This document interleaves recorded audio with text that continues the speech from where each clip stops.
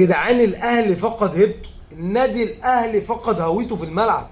النادي الاهلي من اول السيزون هو فاقد كل حاجه فنيا واداريا وشخصيه اللعيب في النادي الاهلي اتغيرت مليون في الميه من ساعه ما سياسه اداره النادي الاهلي بدات تتجه للتعاقد مع اللعيبه اللي هي جايه من الزمالك وشغل الكيد والشغل ده.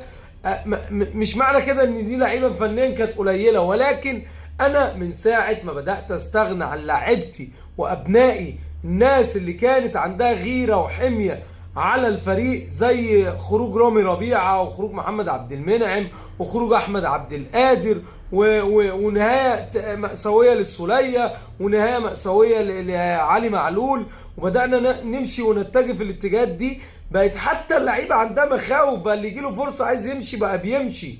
ليه؟ النادي الاهلي ما بقاش يقدر الكوادر بتاعته زي معلول زي السوليه. لعيبه كتيره بتتعوج، اوضه اللبس باظت، لعيبه كتيره عاملين بهوات مش عايزين يدافعوا. دي لعيبه اصلا يعني النهارده ماتش النهارده كشف حاجات كتير قوي، وناتجه عن من اول السيزون عن السياسه بتاعت الاداره بتاعت النادي الاهلي واللعيبه. احنا من ساعه ما استغنينا عن ابنائنا، كان ممكن يكون مثلا لعيب زي اكرم توفيق او رامي ربيعه مش اعلى كواليتي، مش مثلا محمد عبد المنعم، مش اكرم توفيق في نص الملعب، مش امام عاشور، احمد عبد القادر مثلا مش بمهاره اشرف بن شرقي، رغم ان هو ما يقلش شيء عن اشرف بن شرقي. راجل لعيب وعنده مهاره وعنده كوره، ده ما بيرجعش يدافع ولا ده بيرجع ينيل يعني، ولا ده لو هتقول لي عبد القادر كان عنده مشاكل دفاعيه، طب يعني اشرف بن شرقي اللي ما شاء الله عليه يعني طول السيزون ما برضه عنده مشاكل دفاعيه، وكان بيدخل فينا اهداف في مباريات الزمالك برضه بسببه.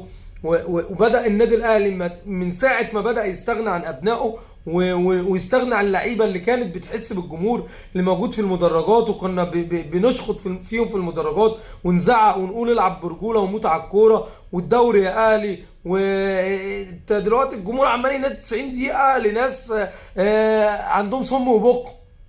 ايه ده يا عم؟ ايه القرف ده؟ 90 دقيقة، افشل 90 دقيقة شفتهم للنادي الاهلي في مدار تاريخه، وافشل يعني سكواد للنادي الاهلي شفته في تاريخه.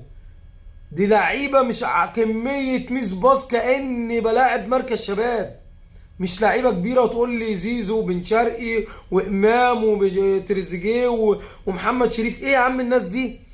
يا عم اللي مش عاجبه يغور في 60 نسيبه، اللي مش عاجبه يابا هات عقد واتكل على الله. ان تحرق دم الناس ليه؟ تفور دم الناس ليه؟ سياسة إدارة النادي الأهلي لازم تتغير.